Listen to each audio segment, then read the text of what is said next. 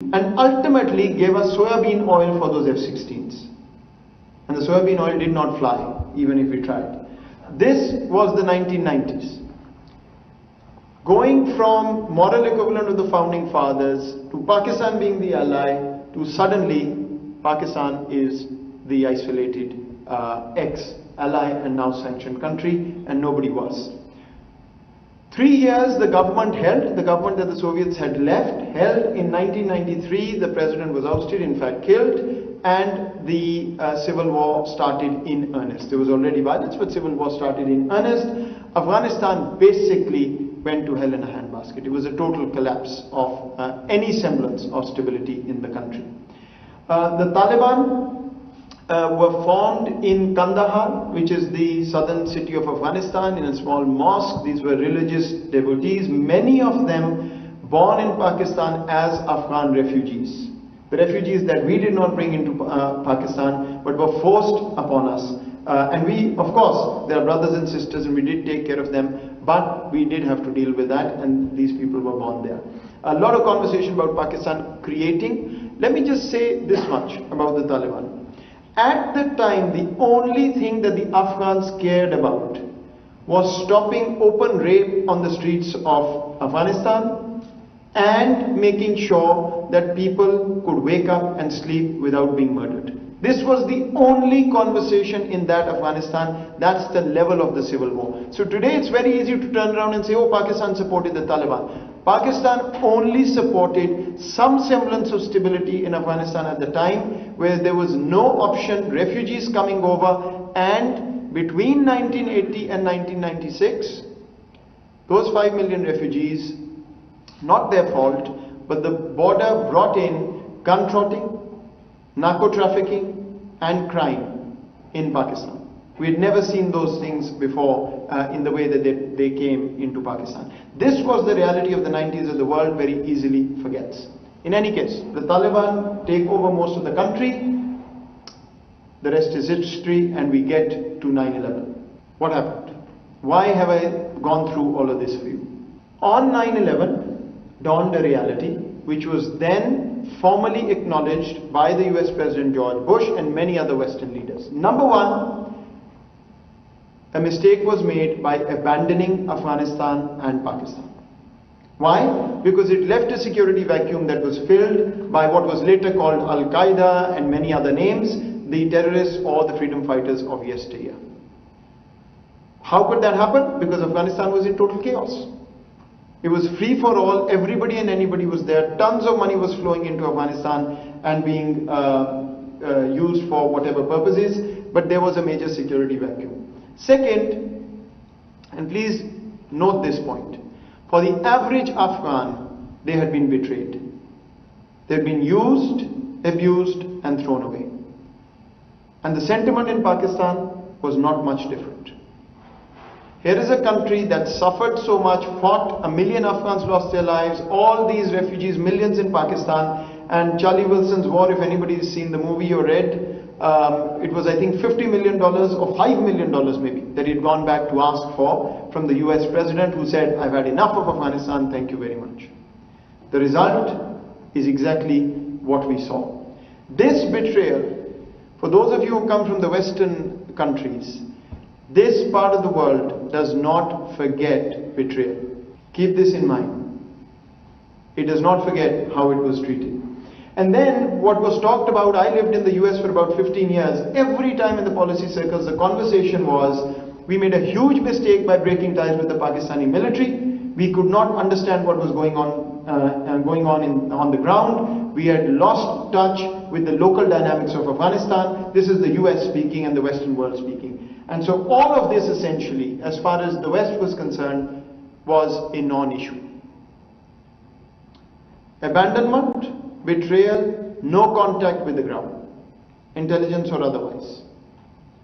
And so the West had become, for the people in Afghanistan, from the leading patron who financed and fought the war to an untrusted, selfish foreign power. I'm telling you of the mind of the people in Afghanistan. I'm not claiming that this is correct or incorrect. This whole presentation is really relaying to you the sentiments of the ground. So please don't quote me saying that I am saying this. This is the sentiment that I am reporting to you. All of this I mention because this is relevant to what is happening today, as in today, and I will come to that. 2001, Pakistan overnight becomes the most allied of allies. Gets major non-NATO ally status in a year or two after this. And look at the statement of the US President. America will not just simply leave after the military objective has been achieved. And there's another statement that I don't quote here: we will never abandon Pakistan again. So the realization was there of the mistake that was made. And so Pakistan and the US become the best of partners, and Pakistan actively supports the military campaign next door. A campaign, by the way, that we were not consulted on. The attacks happened, we found out from television, and before we knew it, there were people crossing over into Pakistan to take shelter. This is a very important point. Those people were not here. They were in Afghanistan. They came here through the porous border after the attacks to run away from the American military campaign. If we had been told at that time, we could have managed the border perhaps somewhat better. But we were not consulted. Here is a turning point that nobody wants to talk about. In December 2001, there was an attack on the Indian Parliament, a terrorist attack that they immediately blamed on Pakistan, and today there are reports that not Pakistan is writing, others are writing saying actually that was done from within India. In any case, there was an attack, and for 10 months, the Indian army in full strength mobilized and was on the border, forcing Pakistan to focus on the eastern border. Think about it one more time. If India is the ally in this entire game and the good friend, they artificially created a crisis that forced the entire Pakistani military to focus on the eastern border while also having to manage the west. That was the American interest. So where India's loyalties lay at the time and what was, you can decide. But we were actively managing both the eastern and the western border at the time. It was a classic two-front situation. I'll come to what we've done now, but please note this point that for 10 months, in the most crucial moment, India forced a crisis in the east which Pakistan had to focus on. Then of course come the drone strikes in Pakistan, hundreds of them. Pakistan partnered with the US, we know all of that, sent in thousands and thousands of troops into the border region, which we had never done since 1947. Never ever had we sent the army in these regions, but we were forced to do it, we did it, we fought. The US officials and British and others are on record saying that no country did more against Al-Qaeda in partnership with the West than Pakistan did. It's on record, you can check this. And what happens? When we fight these people, when we go into these areas which were really Pakistan's Wild West in some ways, there is a backlash. And this is very important. Why did the backlash come from the locals? The backlash came because for the locals, one occupier in the 80s had been replaced by another occupier who, remember, by now was the untrusted foreigner in Afghanistan. I'm not saying this, so please don't quote me on this. I'm just telling you, this was the sentiment in the entire tribal belt and in Afghanistan. So what was our fault? What was our sin as the Pakistani military and Pakistan? That we had teamed up with the foreign occupier. So much for gaining and winning hearts and minds. This was the mindset that we faced after we went into these areas and tried to tackle the enemy that had come from across the border who wasn't here before. Second, these 5 million refugees, where do you think they were housed?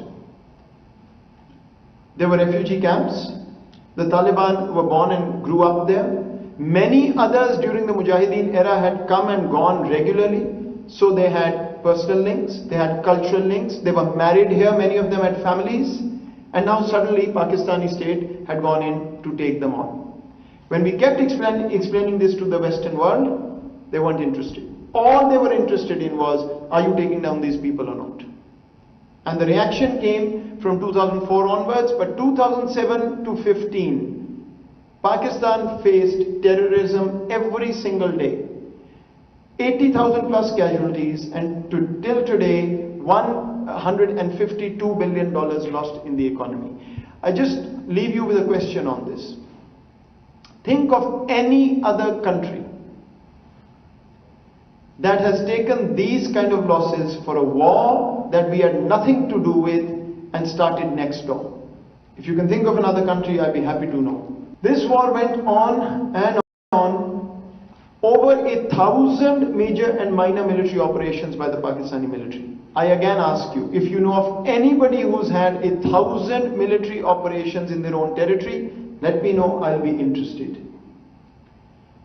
Every single corner of Pakistan that was contested or where the Taliban were infested was cleared by 2015. These are the terrorist incidents. At the peak, 2,000 plus in a year. This is what Pakistan was going through and Pakistanis were going through, I repeat, for a war that we had nothing to do with when it started. This is the kind of effort the Pakistani military has made. If you go and talk to the Pakistani military, you'll see them at Torkham. Ask them how much time do they have or their colleagues have had in the past 10 years of coming out of battle zones before they go back in. No other military in the world has had the kind of rotation that the Pakistani military has had to have. They have literally been fighting for the past 10 years. And these are also people, by the way, who have families, wives, kids and parents. Not a mention in the international press when it comes to a conversation about Pakistan. Okay, so this is one part of the story. The second part of the story is, what was the goal? And I'll talk about that, but in 2013, a conversation began that there should be a dialogue with the Taliban. And so an office was opened in Doha, the famous Doha office that we all know now. For I think 2 years it was closed before it again opened or whatever. But the point is, there was a thought that we should talk to the Taliban. We, of course, being the international presence in Afghanistan. But our conclusion of the first 2 years of this quote-unquote conversation was, the only effort that was made was to try and break the Taliban from within. How? Talk to the Taliban and the others who are hardliners will start opposing those who are negotiating. It was a non-starter because there was a fundamental misunderstanding about what the Taliban were doing.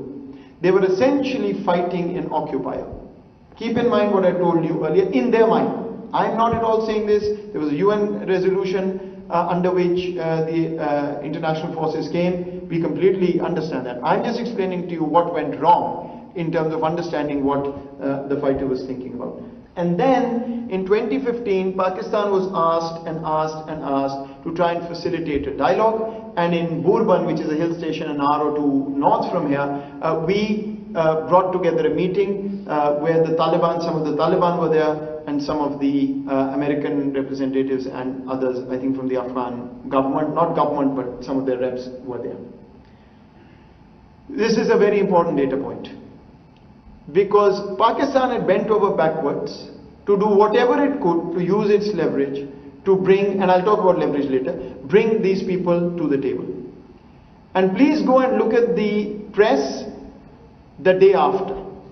The conversation was, Pakistan has brought these people to Burban. This proves Pakistan controls the Taliban. This proves Pakistan has been lying. So for all the effort that we made, we were given a very clear lesson that we better stay out of this. Otherwise, all that will happen is that we'll be blamed for the effort that the international community asked us to make. In any case, a dialogue or whatever you want to call it proceeded, whichever way it did. This is a gentleman, happens to be the Prime Minister of Pakistan, who was labelled as Taliban Khan for years and years. And his basic fault was that he kept telling the world, you won't find a military. Stop them. The Afghans come back and say, you dare not stop these people, this is customary, and they will continue. To this day, the Taliban, by the way, are saying the same thing. Then, fencing. We said, okay, nobody's going to do anything, let's fence the border. The US, Afghanistan, sorry, we're not interested. In fact, the Afghan government opposed it. Think about it. If their number one problem was the border, we are saying fence the border. They say, no, don't fence the border. Okay? 97% of the border is fenced today. Then we said, let's do formal border crossings. No informal border crossings. The answer was no. Afghans are allowed to cross whenever they want. And last, we have now in the last 2 years said formal visa regime. And there's been resistance on that from the Afghan side. So if I am guilty, would I be bending over backwards to say, let's block this so that the problem goes, let's have visibility so that the problem goes? The answer is no. We don't want to do this. Why have we done this? Because, ladies and gentlemen, Pakistan's problem is that for 20 years there's been terrorism flowing from the other side. You don't want to believe me? Don't believe me? Read our dossier, please. India has been perpetrating terrorism. The Baloch militant organizations are active there. The Americans have told the world that they've killed X number of TTP, Pakistani Taliban, in Afghanistan.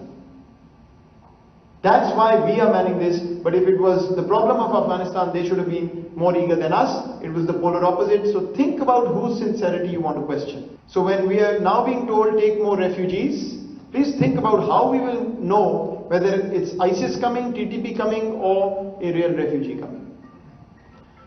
Osama bin Laden, absolutely an intelligence failure. There's no question about it. Not only by Pakistan, by the entire world. Clearly, the entire world's intelligence was in this region, in Afghanistan, etc. How he ran away from Afghanistan, somebody should answer. I don't know. Here is the only thing I'll put to you. Anytime there is something that happens in Pakistan, our intention is questioned. Double game, you must be doing this. Anytime it happens anywhere else, it's capacity. When we kept saying for years, we are fighting the Pakistani Taliban, India is on our head all the time. We cannot tackle all the problems everywhere ourselves. So let's take the refugees back, let's do the fencing. The answer was no. Right? This on the right is a picture of the hotel where the 9/11 hijackers stayed. 5 minutes from the Pentagon and about 7 from the White House, where they trained, prepared, and then went for 9/11. I've never heard any responsible person saying this was all planned. But Osama bin Laden is found, and immediately, how could you not know? 7/7 London. Anybody says the British state was involved? And there was very, very much order in London and New York and Washington when this happened. There was chaos in Pakistan. This guy, Osama bin Laden, from his compound, it is today publicly known, documents were found, USBs were found, in which there were letters he was writing to his accomplices saying, Pakistan has joined the infidel, cause maximum casualties on Pakistanis. I want to ask you, we have to be mad as a nation if this guy who was ordering his people to kill my family would be harbored by me. I mean, we really have to be mad. It insults Pakistani minds when this happens. This is just now a book has come out by Peter Bergen, the famous guy who interviewed Osama bin Laden, I think whenever, 2001, no, I'm not sure, whenever, who's done a lot of work on Al-Qaeda. I'll let you read it. After all these years, every official there was involved says Pakistan did not know. But this conversation keeps coming back again and again. And finally on the celebrations. Yes, there were celebrations. We saw pictures as well. We investigated. In Afghan refugee camps. They have support. They were born there, some may have friends there, they've grown up there. The question to ask is, after 2 decades of development on the other side, why are these people still not converted? I don't know. Pakistan gets a bad name, but that's the reality. And by the way, overwhelming majority of Afghan refugees are law-abiding citizens, colleagues, citizens of Afghanistan who are colleagues in Pakistan who've grown up here, including, by the way, many in the Ashraf Ghani government, whole Afghanistan cricket team, right, and many others. So the point is, yes, it happened. It happened in the refugee camps. The answer remains dignified return, or please don't blame us. We have been the most gracious hosts the world has seen. For all of you who've come from other countries, look at the conversation in the West about refugees. I was shocked to read, paraphrasing, but G7 or UNSC, one of the two, I was shocked to read that they came out saying that the migration problem should be contained within the region. So the region seems to be the free for all and everybody else should be protected. That's how gracious we've been. Finally, where are we today? I've taken you through a lot of history for a reason. You can ask me questions about the present, but from Pakistan's perspective, the world has a simple choice. Go back to the 90s, make the same mistake again, and get the same result. Don't expect a different result from the same policy. Or let's learn from our collective mistakes and go for a better future. If you were to learn from past mistakes, this is a very interesting, I almost feel sorry, but this is Senator Joe Biden in 2002 saying, letting Afghanistan degenerate into a state of lawlessness that made way with the Taliban. After the Soviet withdrawal, America turned its back as the country disintegrated. And Secretary Clinton, we will not abandon you, we will stand with you always. Is the world going to do it or not? Because the average Afghan is asking a very simple question. Are the only Afghans you care about the ones who were fortunate enough to be associated with your organizations? Or do you care about the 35-40 million who are going to be left behind with nothing else in their power? So, to bring it all together, what are we saying to the world? We are saying to the world, engage with Afghanistan for the sake of the average Afghan in your selfish national interest. Not as a favor to Afghanistan, not as a favor to anybody, but in your selfish national interest. Why? And what are we hoping for? Number one, inclusive government. Number two, respect for human rights, keeping in mind the Afghanistan context, which is only realistic. Third, an economic and governance support to avoid a collapse. So there should be some international economic plan at some point. Fourth, recognition question. We are not going on our own. We are saying coordinate with the entire world. Let's come up with a way to engage and figure out what the right terms of recognition are. Fifth, please don't miss the opportunity that the Taliban have basically made the right statements and the right noises so far. They could have come into power and said, thank you very much, we are going back to the old. They're actually trying very hard to signal to everybody that they want legitimacy. So that may be a window of opportunity to engage with them. The result I don't know, but there is a window of opportunity. The next bullet is important. Everybody in the international community is saying, prepare for the new wave of refugees. And I always ask this question. Don't we and the world, doesn't the world owe Afghans to ensure that a humanitarian crisis and a refugee influx is prevented? Why is it taken for granted that, oh, it's going to be there, so Afghans are commodities, let's get ready for another 5 million to leave? Why are we not working to prevent this crisis by engaging with Afghanistan to make sure that the situation doesn't fall apart? I've been getting very excited phone calls from friends in the journalism community asking me, so how many people have come over? How many are coming? We hear there's a lot of pressure. There is no pressure, thankfully, because bloodshed was averted. There wasn't a protracted conflict. There isn't that pressure. Let's ensure that pressure doesn't come. Rather than being excited about how many have shown up and how many more will come. These are human beings who don't want to be displaced. Afghanistan is one of the most self-respecting, brave nation in the world. They don't want to leave their country. Let's make sure that it doesn't come to that. And finally, our evacuation effort, I think the entire world now has recognized, perhaps not as much, but should. And here is the outcome. If we abandon Afghanistan again, there will be a security vacuum and there will be international terrorists who find space there. That's again just logic. Second, if the governance collapses, the economy will collapse, there may be a renewed conflict, there may be an illicit economy, and there will definitely be a humanitarian crisis. On the other side, if we engage, what is the benefit we can get? We can influence an inclusive government. We can ensure that the governance is moderate and there is respect for the rights that the world has been talking about. We avoid a humanitarian crisis.